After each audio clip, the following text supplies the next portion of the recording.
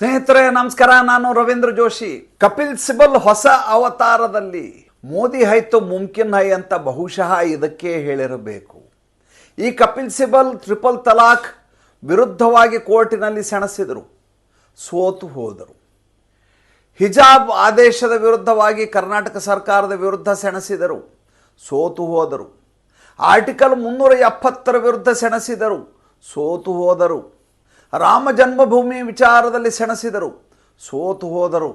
ಯಾವ್ಯಾವ ಕೇಸುಗಳನ್ನು ತೆಗೆದುಕೊಂಡಿದ್ದಾರೋ ಎಲ್ಲ ಕೇಸುಗಳಲ್ಲಿ ಈ ಕಪಿಲ್ ಸಿಬಲ್ ಸೋಲನ್ನು ಅನುಭವಿಸಿದ್ದಾರೆ. ಇವರು ಗೆದ್ದಿರುವ ಕೇಸ್ ಯಾವುದು ಅಂತ ನಾನು ಇಲ್ಲಿಯವರೆಗಂತೂ ನನ್ನ ಅನುಭವಕ್ಕೆ ಯಾವುದು ಇತ್ತೀಚಿನ ದಿನಮಾನಗಳಲ್ಲಿ ಬಂದಿಲ್ಲ.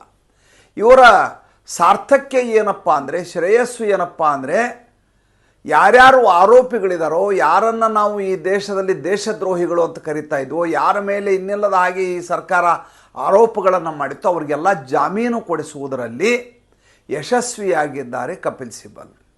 ವಿಷಯ ಅದಲ್ಲ. ವಿಷಯ ಏನು?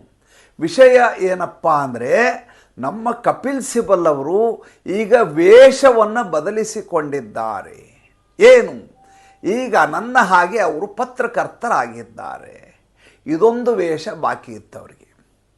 ಇದೊಂದು ವೇಷ ಹಾಕುವ ಮೂಲಕ ಅವರು ಈಗ ಕೃತಾರ್ಥರಾಗಿದ್ದಾರೆ.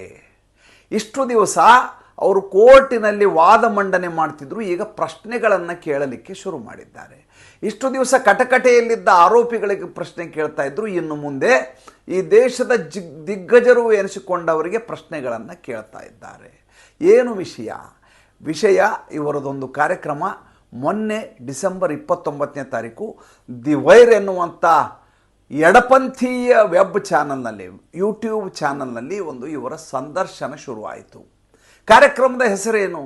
ಕಾರ್ಯಕ್ರಮದ ಹೆಸರು central hall with Kapil Sibal. ಇವರು ಯಾರನ್ನು ಸಂದರ್ಶನ ಮಾಡೋರು, ಅದು ಇದಕ್ಕಿಂತ ಇಂಟ್ರೆಸ್ಟಿಂಗು. ಯಾರವರು?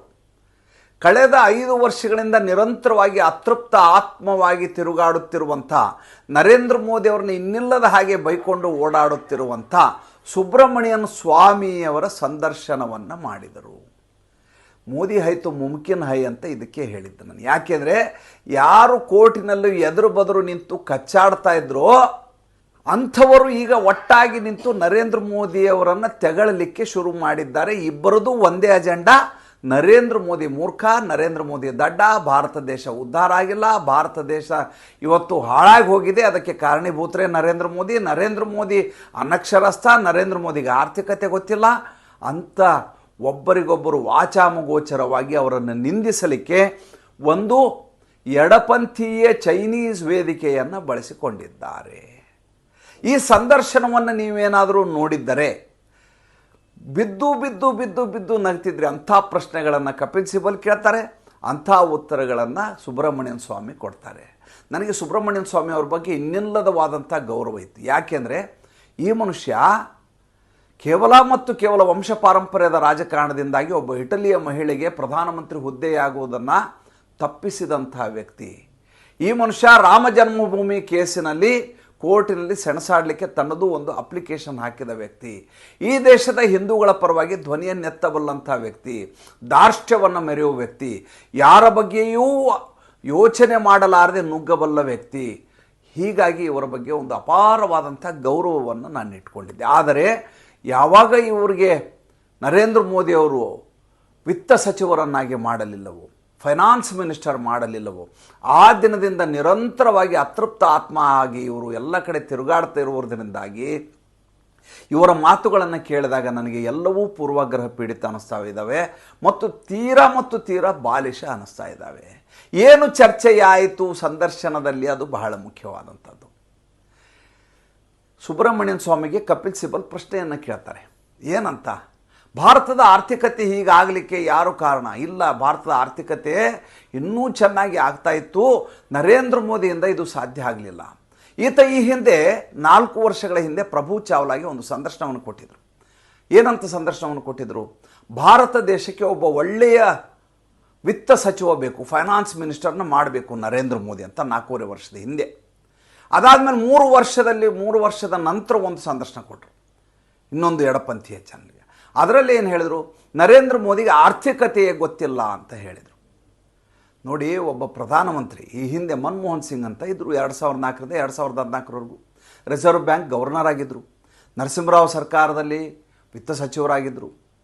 ನರಸಿಂಹರಾವ್ ಅವರು ಉದಾರೀಕರಣ ಮಾಡಿದ್ದನ್ನು ಬಿಟ್ಟರೆ ಇವರು ಪ್ರಧಾನಮಂತ್ರಿ ಆದಾಗ 10 ವರ್ಷಗಳ ಅವಧಿಯಲ್ಲಿ ಆರ್ಥಿಕತೆ ಎಷ್ಟು ಹದಗೆಟ್ಟು ಹೋಗಬೇಕೋ, ಎಷ್ಟು ಭ್ರಷ್ಟಾಚಾರ ಆಗಬೇಕೋ, ಇನ್ನಿಲ್ಲದ ಸೀಮೆಯನ್ನು ಮೀರಿ ಭ್ರಷ್ಟಾಚಾರ ಈ ದೇಶದಲ್ಲಿತ್ತು. ಅಭಿವೃದ್ಧಿ ಸಂಪೂರ್ಣವಾಗಿ ಕುಂಠಿತವಾಯಿತು. ಒಬ್ಬ ರಿಸರ್ವ್ ಬ್ಯಾಂಕ್ ಮಾಜಿ ಗವರ್ನರು, ಒಬ್ಬ ಫೈನಾನ್ಸ್ ಮಿನಿಸ್ಟರ್ ಆದಂಥ ವ್ಯಕ್ತಿ ಈ ದೇಶವನ್ನು ಯಾವ ರೀತಿ ಪತನಕ್ಕೆ ಕೊಂಡೊಯ್ದ ಅನ್ನುವುದನ್ನು ನಾವು ನೋಡಬೇಕು. ಅದಾದ ಮೇಲೆ ನರೇಂದ್ರ ಮೋದಿ ಅವರ ಬಗ್ಗೆ ಮಾತನಾಡಬೇಕು. 600 ಟನ್ ಚಿನ್ನ ಇದ್ದದ್ದು ಈಗ 800 ಟನ್ ರಿಸರ್ವ್ ಇದೆ ಭಾರತ ದೇಶದ ರಿಸರ್ವ್ ಬ್ಯಾಂಕ್ನಲ್ಲಿ. ಅಂದರೆ ಅದರ ಹಿಂದಿರುವಂಥ ಶಕ್ತಿ ಯಾವುದು ಅಂತ ಆಲೋಚನೆ ಮಾಡಬೇಕು. 1.25 ಟ್ರಿಲಿಯನ್ ಎಕಾನಮಿ ಇದ್ದದ್ದು 3.75 ಟ್ರಿಲಿಯನ್ ಎಕಾನಮಿ ಆಗಲಿಕ್ಕೆ ಯಾರು ಕಾರಣೀಭೂತರಾದರು ಅನ್ನೋದನ್ನು ಆಲೋಚನೆ ಮಾಡಬೇಕು. ಈ ದೇಶದಲ್ಲಿ ಬಿಟೆಕ್ ಓದಿ IRS ಎಕ್ಸಾಮ್ ಪಾಸ್ ಮಾಡಿದಂಥ ಅರವಿಂದ್ ಕೇಜ್ರಿವಾಲ್ ಏನನ್ನು ಸಾಧಿಸಿದ್ದಾರೆ ಅಂತ ನೋಡಬೇಕು. ಯಾಕೆಂದರೆ ಈತ ಈ ದೇಶದಲ್ಲಿ ಭ್ರಷ್ಟಾಚಾರವನ್ನೇ ತೊಲಗಿಸ್ತೀನಿ ಅಂತ ಬಂದಂಥ ಮನುಷ್ಯ. ಕೋಟಾದಲ್ಲಿ ಬಿಟೆಕ್ಕು, ಆಮೇಲೆ IRS ಮಾಡಿದರು. ಅದಾದ ಮೇಲೆ ಮುಖ್ಯಮಂತ್ರಿಯಾಗಿ ಎಷ್ಟು ಮಟ್ಟಿಗೆ ಯಶಸ್ವಿ ಆದ ಅನ್ನೋದನ್ನು ನೋಡಬೇಕು. ನರೇಂದ್ರ ಮೋದಿಯವರ ದೂರದರ್ಶಿತ್ವ, ನರೇಂದ್ರ ಮೋದಿಯವರ ಸಂವೇದನಾಶೀಲತೆ, ನರೇಂದ್ರ ಮೋದಿಯವರ ಕರ್ತೃತ್ವ ಶಕ್ತಿ, ನರೇಂದ್ರ ಮೋದಿಯವರ ಹಠ ಹಿಡಿದು ಕೆಲಸ ಮಾಡುವ ಸ್ವಭಾವ ಏನಿದೆಯಲ್ಲ, ಅದರಿಂದಾಗಿ ಇವತ್ತು ಭಾರತ ದೇಶದಲ್ಲಿ ಮಧ್ಯಮ ವರ್ಗೀಯ ಮತ್ತು ಬಡವರ್ಗದ ಜನ ಇವತ್ತು ಸಮೃದ್ಧರಾಗಿ ಬದುಕಲಿಕ್ಕೆ ಸಾಧ್ಯ ಆಗಿದೆ. ಹಳ್ಳಿಯಲ್ಲಿ ರಸ್ತೆ, ಮನೆಗೆ ಗ್ಯಾಸ್ ಸಿಲಿಂಡ್ರು, ಆಮೇಲೆ ಪಕ್ಕಾ ಮನೆಗಳು ಎಲ್ಲವನ್ನ ಆಲೋಚನೆ ಮಾಡಿದ್ದು ಒಬ್ಬ ಬಡ ವ್ಯಕ್ತಿಯಾಗಿ ಬಂದಂಥ ನರೇಂದ್ರ ಮೋದಿ. ಆದರೆ ಇವರಿಗೆ ಡಿಗ್ರಿ ಇಲ್ಲ ಅನ್ನುವಂಥ ಒಂದು ಆಪಾದನೆಯನ್ನು ಮಾಡಿ ಅರವಿಂದ್ ಕೇಜ್ರಿವಾಲ್ ಅವಮಾನ ಮಾಡುವ ಪ್ರಯತ್ನ ಮಾಡಿದರು. ಡಿಫೇಮೇಷನ್ ಕೇಸ್ನಲ್ಲಿ ಓಡಾಡ್ತಾ ಇದ್ದಾರೆ. ಇವತ್ತು ಈ ಕಡೆ ಕಪಿಲ್ ಸಿಬಲ್, ಈ ಕಡೆ ಸುಬ್ರಹ್ಮಣ್ಯನ್ ಸ್ವಾಮಿ, ಇವರು ಏನು ಮಾತಾಡ್ತಾ ಇದ್ದಾರೆ ಅಂದರೆ ನರೇಂದ್ರ ಮೋದಿ ಅವರು ಎಷ್ಟು ದಡ್ಡ, ಇವರು ಹೇಗೆ ಆರ್ಥಿಕತೆ ಗೊತ್ತಿಲ್ಲ ಅನ್ನೋದರ ಕುರಿತು ಚರ್ಚೆ ಮಾಡ್ತಾ ಇರೋದು ಯಾವುದರಲ್ಲಿ? ಒಂದು ವಿಡಿಯೋ ಯೂಟ್ಯೂಬ್ ಚಾನಲ್ನಲ್ಲಿ ಇವರು ಮಾತಾಡ್ತಾ ಇರೋದು. ಸುಬ್ರಹ್ಮಣ್ಯನ್ ಸ್ವಾಮಿ ಯಾರು ಅಂತಾರಾಷ್ಟ್ರೀಯ ಮಟ್ಟದಲ್ಲಿ ಹೆಸರು ಮಾಡಿದ ವ್ಯಕ್ತಿ, ಇವತ್ತು ಯಾವ ಮಟ್ಟಕ್ಕೆ ಕೇಳಿದಿದ್ದಾರೆ ಅಂದರೆ ಯಾರೇ ಸಂದರ್ಶನ ಕರೆದರೂ ಹೋಗಿ ಕುರ್ಚಿ ಹಾಕ್ಕೊಂಡು ಕೂತು ನರೇಂದ್ರ ಮೋದಿ ಅವ್ರನ್ನ ಬೈಲಿಕ್ಕೆ ಸಿದ್ಧರಾಗಿದ್ದಾರೆ. ಇವರು ಮಾಡಬೇಕಾದ ಕೆಲಸ ಏನು ಗೊತ್ತಾ? ಒಂದು ಸಲ ನನ್ನ ಹಾಗೆ ವಾರಣಾಸಿಯ ಗಲ್ಲಿಗಳಲ್ಲಿ ಓಡಾಡಬೇಕು. ಇಲ್ಲಿ ಹೋಗಿ ಒಬ್ಬ ರಿಕ್ಷಾದವನ ಹತ್ರ ಮಾತಾಡಬೇಕು, ಒಬ್ಬ ಟೀ ಮಾರೋವನ ಹತ್ರ ಮಾತಾಡಬೇಕು, ಒಬ್ಬ ಬೀದಿ ಗುಡಿಸೋವನ ಹತ್ರ ಮಾತಾಡಬೇಕು, ಒಂದು ಗಾಡಿ ತಳ್ಳಿಕೊಂಡು ಹೋಗೋವ್ರ ಹತ್ರ ಮಾತಾಡಬೇಕು. ಆವಾಗ ಈ ದೇಶದ ಎಕಾನಮಿ ಏನಾಗಿದೆ ಅನ್ನೋದು ಇವರಿಗೆ ಸ್ಪಷ್ಟವಾಗಿ ಗೊತ್ತಾಗುತ್ತದೆ.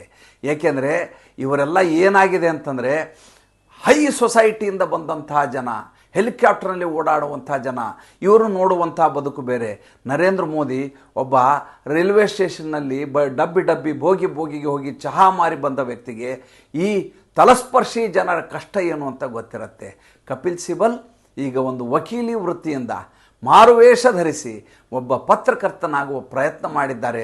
ಅದರಲ್ಲಿಯೂ ಕೂಡ ವಿಫಲರಾಗಿದ್ದಾರೆ. ಇದಕ್ಕೆ ಕಾರಣ ಯಾರು ಗೊತ್ತಾ? ಕಾರಣ ನರೇಂದ್ರ ಮೋದಿ ಹೈತೋ ಮುಮ್ಕಿನ್ ಹೈ. ಇವರು ತಮ್ಮ ಒಳಗಡೆ ಇರುವಂಥ ದ್ವೇಷವನ್ನು ಕಾರಿಕೊಳ್ಳಿಕ್ಕೆ ಯಾವ ರೀತಿ ವೇದಿಕೆಗಳನ್ನು ಬಳಸ್ಕೋತಾರೆ ಅನ್ನೋದಕ್ಕೆ ದಿ ವೈರ್ನ ಡಿಸೆಂಬರ್ 29ರ ಸಂದರ್ಶನವೇ ಸಾಕ್ಷಿ. ಒಂದು ಸಲ ನೋಡಿಬಿಡಿ, ನೀವು ನನ್ನ ಹಾಗೆ ನಕ್ಕು ಬಿಡ್ತೀರಿ. ಮತ್ತೆ ಮುಂದಿನ ಸಂಚಿಕೆಯಲ್ಲಿ ಮಾತಾಡ್ತೇನೆ. ಮಧ್ಯೆ ಕಾಶಿಯ ಬಗ್ಗೆ, ಪ್ರಯಾಗರಾಜ್ ಬಗ್ಗೆ, ಅಯೋಧ್ಯೆಯ ಬಗ್ಗೆ ತಮ್ಮೆದುರಿಗೆ ಎಲ್ಲ ವಿಷಯಗಳನ್ನು ಹರಬಿಡುವ ಪ್ರಯತ್ನ ಮಾಡ್ತಾ ಇದ್ದೀನಿ. ತಮ್ಮ ಸಹಾಯವನ್ನು ನಾನು ಯಾವತ್ತೂ ಮರೆಯಲಿಕ್ಕೆ ಸಾಧ್ಯ ಇಲ್ಲ. ನನ್ನ ಒಂದು ಕರೆಗೆ ಈ ನನ್ನ ಸಮಸ್ತ ವೀಕ್ಷಕರು, ನನ್ನ ಸಮಸ್ತ ಸಾಮಾಜಿಕ ಪರಿವಾರದ ಬಾಂಧವರು ತಮ್ಮಿಂದಾದಂಥ ಸಹಾಯ ಮಾಡ್ತಾ ಇದ್ದೀರಿ. ನಾನು ಯಾವತ್ತೂ ತಮಗೆ ಋಣಿ. ತಮ್ಮ ಋಣದಲ್ಲಿ ಹೇಗೆ ನಾನು ತೀರಿಸಲಿಕ್ಕೆ ಸಾಧ್ಯವೋ ಆ ರೀತಿ ಹೆಚ್ಚು ವಿಡಿಯೋಗಳನ್ನು, ಹೆಚ್ಚು ವಿಷಯಗಳನ್ನು ತಲುಪಿಸುವ ಮೂಲಕ ಋಣಮುಕ್ತನಾಗಲಿಕ್ಕೆ ಪ್ರಯತ್ನ ಮಾಡ್ತೀನಿ. ತಮ್ಮ ಆಶೀರ್ವಾದ ಸದಾ ನನ್ನ ಮೇಲಿರಲಿ. ನಮಸ್ಕಾರ.